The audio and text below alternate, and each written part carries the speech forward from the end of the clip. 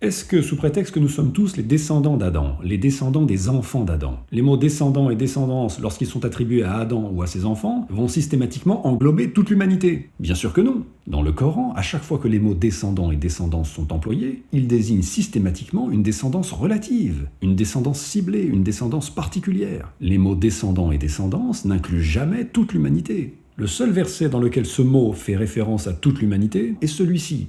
Et il ne s'agit pas de la parole de Dieu directement, mais des propos tenus par Iblis. Donc Dieu n'utilise jamais le mot descendance pour faire référence à toute l'humanité. De plus, même dans ce cas particulier, même si le mot descendance fait référence à toute l'humanité, il n'inclut pas toute l'humanité, puisque le verset précise « excepté un petit nombre ». J'insiste sur la nuance entre faire référence et inclure, puisque selon certains, le mot descendance dans le verset 772 est censé inclure toute l'humanité. Il y a donc un verset dans lequel le mot descendance étant attribué à Adam fait référence à toute l'humanité sans l'inclure, et il s'agit des propos d'Iblis. Mais dans tous les autres versets, qu'il s'agisse des mots de Dieu directement ou de propos rapportés, le mot descendant ou descendance ne fait jamais référence à toute l'humanité. Et pour que le mot descendance puisse être attribué à toute l'humanité, comme c'est le cas dans ce verset, il faut au moins qu'il soit relié à Adam directement, ce qui n'est pas le cas dans le 172, où il est relié aux enfants d'Adam. Et je dis au moins car ce n'est pas suffisant. Dieu peut aussi faire référence à des descendants proches et plus ou moins proches d'Adam, sans inclure toute l'humanité, comme c'est le cas dans ce verset, dans lequel Dieu nous dit « parmi les descendants d'Adam »,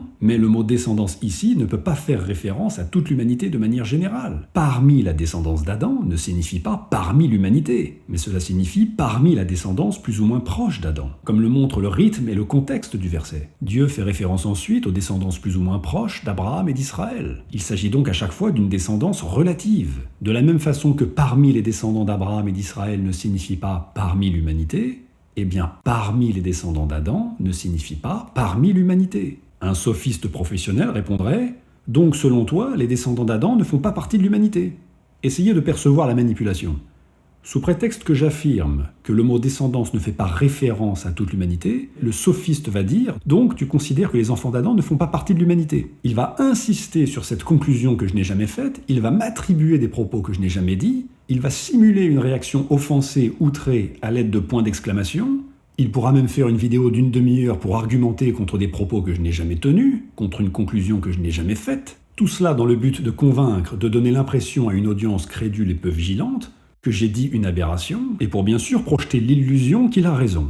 Voici comment procèdent les sophistes. Ils ne cherchent pas la vérité, ils cherchent à marquer des points, à disqualifier leur interlocuteur, en déformant les arguments adverses pour les ridiculiser. Soyez vigilants, peu importe votre degré d'affection pour telle ou telle personne. Vérifiez si la personne, qui que ce soit, moi inclus, argumente ou répond à ce que son interlocuteur a réellement dit. Vérifiez si la personne n'a pas fabriqué elle-même les arguments qu'elle réfute, en déformant les propos de son interlocuteur. Et cette déformation peut être très subtile, mais changer complètement le sens d'un argument. Si vous recherchez vraiment la vérité, l'affection et les affinités ne doivent jamais altérer votre discernement.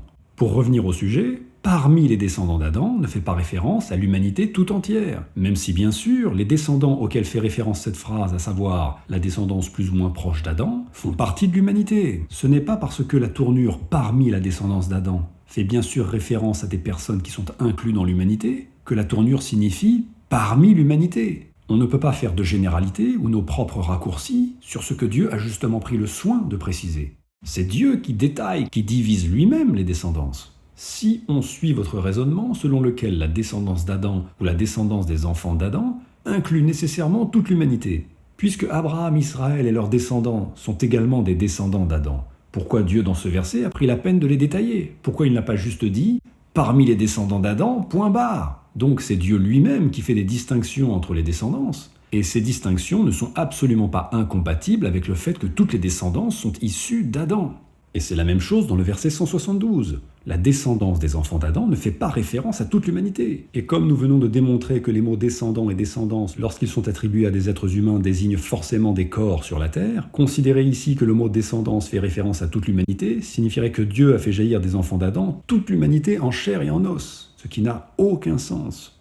Le mot descendant ou descendance dans le Coran n'a pas une amplitude figée. Ce mot ne désigne pas systématiquement, et loin de là d'ailleurs, l'ensemble de la descendance des personnes concernées jusqu'à la fin de leur lignée. Certains versets évoquent la descendance proche, la descendance directe. D'autres versets font mention d'une descendance qu'on peut qualifier d'intermédiaire, c'est-à-dire incluant les descendants proches et s'étalant sur quelques générations ou plusieurs siècles, et un verset dans lequel ce mot fait référence à la descendance complète. Donc le même mot descendant ou descendance est utilisé à diverses amplitudes, c'est-à-dire faisant référence à des groupes de personnes plus ou moins larges. Et c'est le contexte du verset qui va permettre de définir l'amplitude de la descendance en question, s'il s'agit de la descendance proche, intermédiaire ou totale. Par exemple, dans le 4.9, le mot descendance fait référence aux descendants proches, aux descendants directs, en l'occurrence ici aux enfants. Que la crainte saisisse ceux qui laisseraient derrière eux une descendance faible pour laquelle ils s'inquiéteraient. Alors que dans le 17.62, le même mot fait référence à toute la descendance d'Adam, c'est-à-dire à toute l'humanité jusqu'à la fin des temps. Dans le 57-26, Dieu nous dit qu'il a placé dans la descendance de Noé et d'Abraham la prophétie et le livre. Il s'agit bien sûr d'une partie de leurs descendants et non pas de l'intégralité de leurs descendants jusqu'à la fin de leur lignée, puisque la prophétie et le livre sont descendus sur un groupe spécifique de personnes. Par conséquent, le mot descendance fait référence ici à un groupe de personnes certes large mais limité, ce que j'ai qualifié dans mon schéma de descendance de niveau intermédiaire. Et c'est exactement la même chose dans le 772. Dieu fait référence à la descendance des enfants d'Adam, c'est-à-dire une descendance proche des enfants d'Adam et non pas toute l'humanité. Le mot descendant ou descendance ne prend pas son amplitude maximum sous prétexte qu'il est relié à Adam ou à ses enfants. Il faut toujours regarder le contexte. Dans le 17.62, le délai demandé par Iblis jusqu'au jour de la résurrection implique nécessairement qu'il s'agit de la descendance complète d'Adam, de celle qui se perpétuera jusqu'à la fin des temps. C'est un des éléments du contexte qui nous permet de connaître l'amplitude du mot descendance dans ce verset. Le contexte est toujours crucial, car l'amplitude du mot descendance n'est pas figée. Alors que dans le 772, la tournure leur descendant est une indication parmi d'autres que je vais développer un peu plus loin, qui nous indique qu'il s'agit des descendants des enfants d'Adam, donc d'un groupe spécifique d'êtres humains, et non pas de toute la descendance d'Adam avec un grand D. Et je vous invite à analyser chaque occurrence des mots descendant et descendance, et à constater par vous-même qu'il s'agit à chaque fois d'une descendance relative, excepté dans le verset exposé précédemment, relatant les propos d'Iblis, et dans lequel le contexte et le fait que le mot descendance soit attribué directement à Adam lui-même nous indiquent qu'il s'agit de la descendance générale d'Adam. Ce n'est pas parce que nous sommes tous des descendants des enfants d'Adam que cela signifie que nous étions présents lors de l'événement relaté dans le 772. Et ce n'est pas parce que nous n'étions pas présents que cela signifie que nous ne sommes pas concernés. Bien sûr que nous sommes concernés, puisque par ces deux versets, Dieu nous rappelle que les descendants proches des enfants d'Adam étaient croyants. Il veut que nous gardions en tête que nos premiers ancêtres, incluant bien sûr Adam, son épouse et certains de ses enfants, étaient soumis à lui. Mais ce n'est pas parce que nous sommes concernés que cela signifie que nous étions présents. Comme nous l'avons vu précédemment, lorsque Dieu s'adresse directement aux enfants d'Adam, c'est-à-dire aux êtres humains qui peuvent écouter sa parole, il emploie le pronom « vous ». De cette façon, celui qui lit ou qui écoute le Coran comprend que Dieu s'adresse également à lui directement, il comprend qu'il est inclus dans ce « vous ». Lorsqu'on lit la sourate dans son intégralité, on constate que Dieu s'adresse à l'humanité de façon générale, à l'humanité qui peut entendre sa parole, en utilisant le pronom « vous » et la tournure « ô enfant d'Adam ». Ce qui est intéressant dans le verset 172, c'est qu'il y a une cassure, une distanciation entre le « il dire » et le « vous » qui lui succède, le fameux « vous » qui fait référence à l'humanité qui est en train d'écouter la parole de Dieu. Maintenant vient la question fatale, la question qui touche au cœur même de la cohérence linguistique. Si ce verset relatait l'engagement que toute l'humanité a eu avec Dieu, toute l'humanité donc nous inclus, pourquoi Dieu n'utilise pas le « vous » ? Pourquoi Dieu utilise « il » ? Il dire montre bien qu'il s'agit d'un groupe d'êtres humains différents de ceux qui entendent la parole de Dieu au travers du Coran. Exactement de la même façon que les nombreux versets précédant le 172 et incluant la tournure « il dire » désignent des groupes spécifiques, des groupes dissociés des personnes auxquelles Dieu s'adresse par le fameux « vous ». En arriver à devoir expliquer que lorsque Dieu nous relate les propos qu'ont tenus certaines personnes dans un passé lointain, en les définissant par le pronom « il », c'est qu'il fait nécessairement référence à un groupe de personnes différents de ceux auxquels il s'adresse lorsqu'il emploie le fameux « vous », me vrille le cerveau.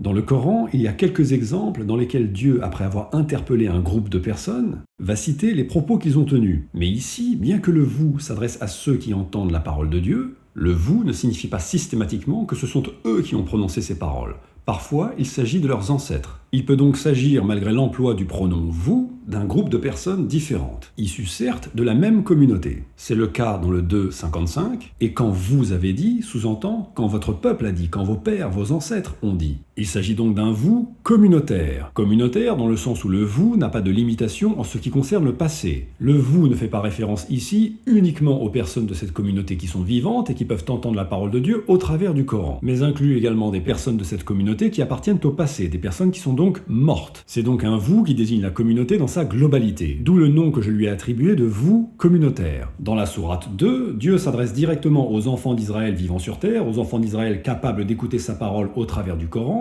en utilisant la tournure ô enfants d'Israël et le pronom vous. Dieu leur remémore également des propos contenus leurs ancêtres en employant la tournure vous avez dit. Il s'agit d'un vous communautaire dans le sens où je l'ai défini précédemment, puisque bien évidemment, ce ne sont pas les enfants d'Israël qui écoutent la parole de Dieu au travers du Coran qui ont tenu ces propos dans le passé, puisqu'ils n'étaient pas vivants à l'époque de Moïse. Conclusion, lorsque Dieu s'adresse à un groupe de personnes, lorsque Dieu interpelle un groupe de personnes pour leur remémorer des propos qu'ils ont tenus ou que leur communauté a tenus dans le passé, il utilise le pronom vous et la tournure vous avez dit. Dans la sourate 7, Dieu nous interpelle plusieurs fois, ô enfants d'Adam, il s'adresse à nous en utilisant le pronom vous, et au moment de nous remémorer ce prétendu témoignage de toute l'humanité dans l'invisible, notre témoignage donc, le témoignage de ceux qui écoutent sa parole au travers du Coran, Dieu aurait omis de respecter ses propres codes narratifs en choisissant sans aucune logique la tournure « il dire » au lieu de « vous avez dit ». Comment croire qu'il s'agirait ici de nos propres propos, de notre propre témoignage, alors que lorsque Dieu veut remémorer à une communauté des propos que ses membres ont tenus, que ces propos aient été tenus par leurs ancêtres dans un passé lointain ou par eux-mêmes dans un passé proche, il utilise en toute logique la tournure « vous avez dit ». On peut ajouter que même si Dieu avait utilisé dans le 772 la tournure « vous avez dit », eh bien il nous aurait fallu d'autres éléments pour pouvoir conclure qu'il s'agissait de nous, que nous étions présents. Car Dieu nous ayant interpellés ô enfants d'Adam, aurait pu utiliser le « vous » communautaire comme il l'a fait dans la sourate 2 avec les enfants d'Israël. Nous savons que les enfants d'Israël auxquels Dieu fait référence dans ces versets appartiennent au passé car nous avons des précisions historiques. Précisions qui nous permettent de conclure que les enfants d'Israël qui écoutent la parole de Dieu au travers du Coran ne pouvaient pas être présents lors des événements relatés dans ces versets. De la même façon, même avec l'emploi du pronom vous, ce verset relatant un événement très lointain, il nous aurait fallu une indication supplémentaire qui nous permette de conclure que nous étions présents et qu'il ne s'agit pas du vous communautaire. Mais là, nous n'en sommes même pas à savoir s'il s'agit d'un vous communautaire ou pas, puisque Dieu n'a pas employé le pronom vous. Ce qui montre que la tournure il dire, que Dieu n'a bien sûr pas choisi au hasard, ne laisse aucun doute sur le fait que nous n'étions pas présents lors de cet événement et qu'il ne s'agisse bien sûr pas de toute l'humanité. Jamais ce mot ne fait référence à toute l'humanité, peu importe qu'il désigne des propos tenus dans le passé, dans le présent ou dans le futur. Après avoir analysé toutes les occurrences du mot, on constate que les tournures « ils dire »,« ils disent » ou « ils diront » ne désignent jamais les propos contenus ou que tiendront toute l'humanité, mais toujours un groupe spécifique plus ou moins large. Groupe spécifique pouvant inclure ou incluant une partie et une partie seulement de ceux qui vont écouter et qui écoutent le Coran lorsqu'il s'agit d'un passé proche, du présent ou du futur. Et lorsqu'il s'agit d'un passé lointain, ce mot, cette tournure « il dire » désigne non seulement un groupe spécifique, mais également détaché de ceux qui écoutent la parole de Dieu au travers du Coran. Détaché puisque ces personnes ont vécu dans un passé lointain par rapport à l'époque de la descente du verset. Et il ne faut pas confondre les versets historiques, par lesquels Dieu relate les propos de groupes ou de personnes spécifiques, à des moments spécifiques de l'histoire, avec les versets généraux, par lesquels Dieu décrit le comportement et les propos de l'homme d'une façon générale. L'homme avec un grand H. Dans ce cas, Dieu utilise le pronom « il » au singulier. Il dit. Alors que dans le 772, qui est bien sûr un verset historique, Dieu utilise le pronom « il » au pluriel, ce qui montre qu'il désigne un groupe d'individus. Or, il y a dans le Coran 315 occurrences de ce mot.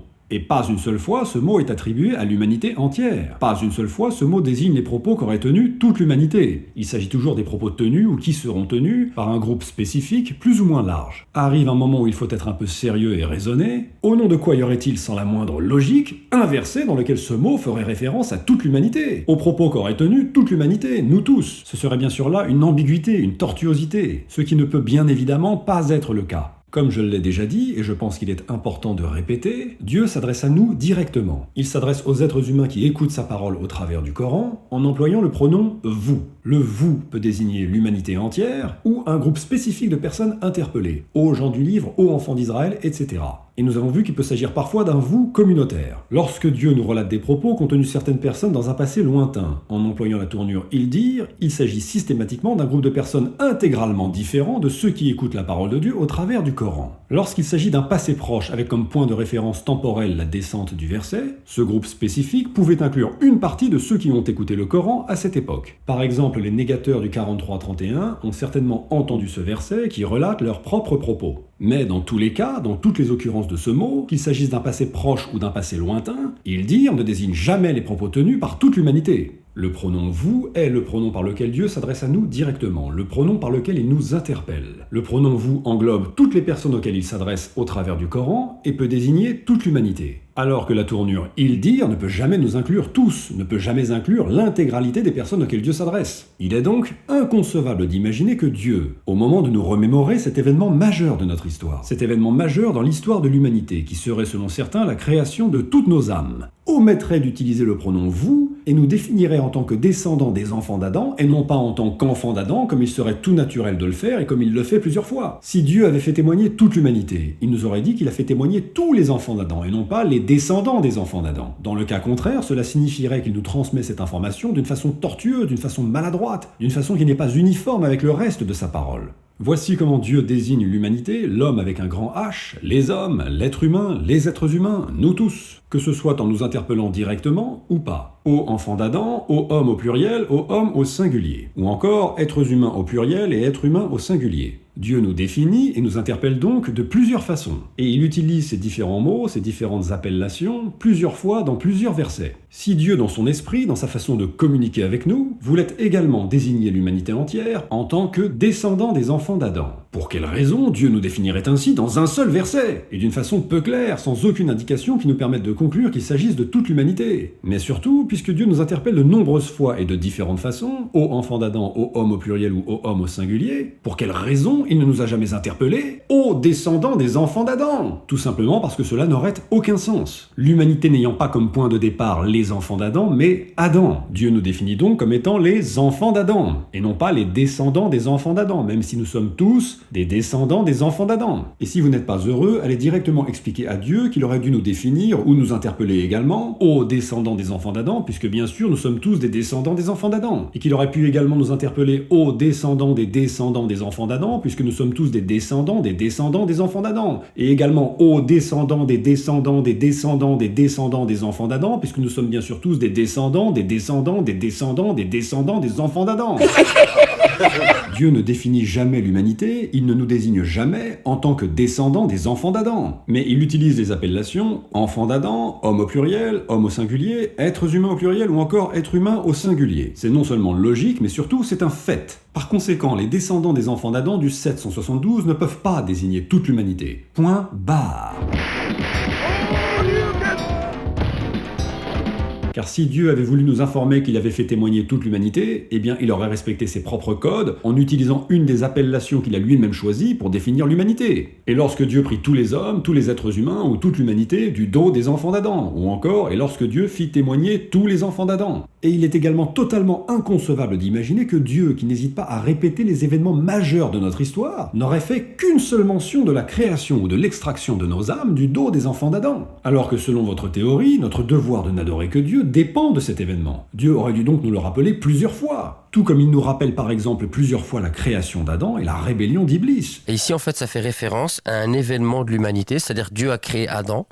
Dieu a extirpé des reins d'Adam toute la descendance. Non seulement il ne s'agit pas du dos ou des reins d'Adam, mais surtout comment Dieu n'aurait pu mentionner qu'une seule fois cet événement majeur, la création de nos âmes du dos des enfants d'Adam, ou encore l'extraction ou le jaillissement de nos âmes du dos des enfants d'Adam, peu importe la dénomination. Alors qu'il mentionne plusieurs fois la création des cieux et de la terre, la création d'Adam, la création de son épouse et notre propre création dans le ventre de nos mères. Comment imaginer une seconde que Dieu qui fait mention plusieurs fois des propos tenus par Iblis lors de sa rébellion, événement majeur de notre histoire? n'aurait fait qu'une seule mention du témoignage de toute l'humanité, de notre témoignage à tous. Si il s'agissait ici du témoignage de toute l'humanité, c'est-à-dire d'un des événements les plus importants de notre histoire, si ce n'est le plus important, eh bien il n'y aurait pas qu'une seule occurrence de ce dialogue. Cet échange entre Dieu et nous serait redondant dans le Coran, puisqu'il s'agirait selon vous de l'engagement qu'a pris l'humanité de n'adorer que Dieu. Il s'agirait donc d'un événement plus que majeur, lourd de sens. L'importance cruciale de ce dialogue historique devrait avoir tout naturellement une répercussion sur le nombre de ces occurrences. Avez-vous prévu d'aborder un jour la parole de Dieu sérieusement? Ou comptez-vous seulement répéter les informations que vous avez lues et entendues sans réfléchir?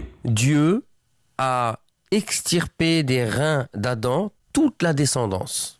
Selon votre interprétation, ce verset relaterait donc la création ou l'extraction de toute l'humanité dans l'invisible, à savoir notre propre création ou extraction. Puisque selon vous, Dieu aurait tiré du dos des enfants d'Adam ou du dos d'Adam directement les âmes de toute l'humanité pour ensuite les faire témoigner sur elles-mêmes. Dans le Coran, Dieu nous relate la façon dont il nous a créés de deux manières. Dans la première, il s'agit de la création de l'homme avec un grand H, et dans la deuxième, de la création des hommes en tant que groupe d'individus. Dans la première, Dieu utilise les mots homme et être humain au singulier. L'homme a été créé faible, nous avons créé l'homme, il a créé l'homme a été créé impatient, nous avons créé l'homme, je vais créer un être humain d'argile, c'est lui qui, d'eau, a créé l'être humain, etc. Nous constatons que Dieu ne nous interpelle pas, qu'il y a une distance, car il nous désigne en tant qu'homme et être humain au singulier. Il nous désigne donc indirectement. Alors que dans la deuxième manière de nous relater la façon dont nous avons été créés, Dieu s'adresse à nous directement, aux personnes qui entendent sa parole au travers du Coran, en utilisant le pronom « vous ». Le point de vue est donc différent, il ne s'agit plus de la création de l'homme au singulier avec un grand H, mais de la création de l'homme en tant que groupe d'individus. Comme je viens de le dire, Dieu emploie dans ce cas le pronom « vous », ce qui est tout à fait logique puisque Dieu s'adresse à nous directement pour nous parler de notre propre création, de la création de l'humanité en tant que groupe de personnes indéfinies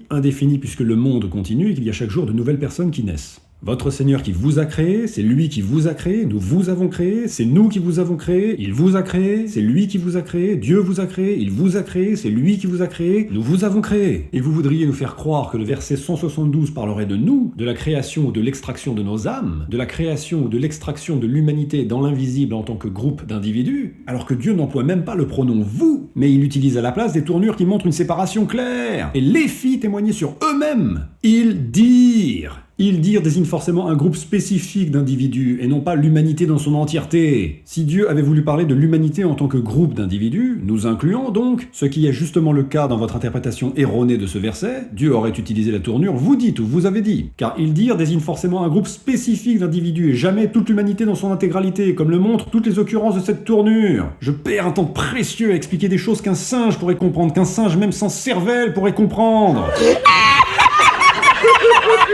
Donc, comme dit précédemment, si ce verset relatait notre propre création, notre propre extraction, création ou extraction en tant que groupe d'êtres humains, Dieu aurait dit « Et lorsque ton Seigneur vous créa tous du dos des enfants d'Adam, vous créa tous, ou vous tira tous, ou vous fit tous jaillir, ou vous extirpa tous, peu importe le procédé par lequel nos âmes seraient apparues. Est-ce si difficile à comprendre? Vous, il.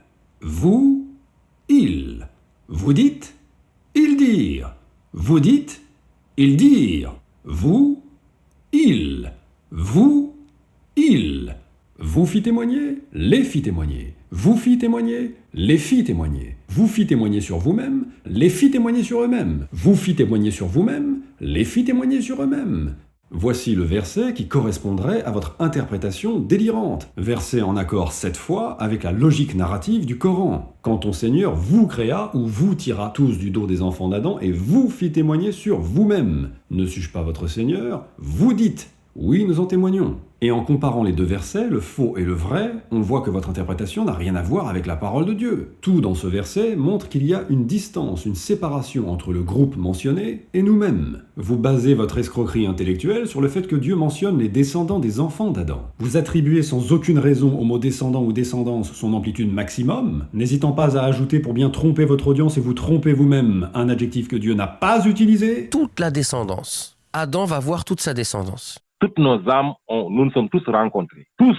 Tous les hommes, tous les êtres humains, toute la création humaine, quand Dieu tira des reins d'Adam l'ensemble de sa descendance. Ignorant le fait que Dieu fait toujours référence à une descendance relative, sauf lorsqu'il nous rapporte les propos tenus par Iblis, Ignorant également que dans le Coran, le mot descendant peut avoir plusieurs amplitudes, vous faites des raccourcis erronés. Puisque nous sommes tous des descendants des enfants d'Adam, si Dieu mentionne les descendants des enfants d'Adam, c'est qu'il nous mentionne tous, c'est que nous étions tous présents. Ou encore, descendants des enfants d'Adam égale descendants d'Adam, égale donc toute l'humanité. Allant jusqu'à dire que Dieu a tiré du dos d'Adam et non pas du dos des enfants d'Adam, toute la descendance. Ou alors que Dieu aurait convoqué tous les descendants d'Adam. Vous essayez de changer la parole de Dieu, mais c'est impossible, car Dieu, par la structure de son livre, par sa logique narrative qu'on appréhende en analysant les occurrences des mots, par les termes et les tournures qu'il emploie, a verrouillé le sens de ces versets, de telle sorte qu'on peut prouver qu'une interprétation est erronée en utilisant le Coran et la logique du Coran seul. Bien sûr, cela requiert un cerveau en bon état et un minimum de bonne foi. Conclure que, sous prétexte que nous sommes tous les descendants d'Adam, si Dieu fait référence à la descendance d'Adam ou à la descendance des enfants d'Adam, c'est qu'il fait nécessairement référence à toute l'humanité, est un paralogisme lorsqu'il ne s'agit pas de sophisme, c'est-à-dire un raisonnement qui paraît valide mais qui est faux. Oui, nous sommes tous des descendants d'Adam, oui, toutes les descendances mentionnées dans le Coran sont des descendants d'Adam, excepté bien sûr les descendants d'Iblis, mais lorsque Dieu fait référence dans le verset 172 aux descendants des enfants d'Adam, il s'agit d'un groupe de personnes définies et non pas toute l'humanité, qui a communiqué avec Dieu lorsqu'il leur a posé la question « Ne suis-je pas votre Seigneur ?»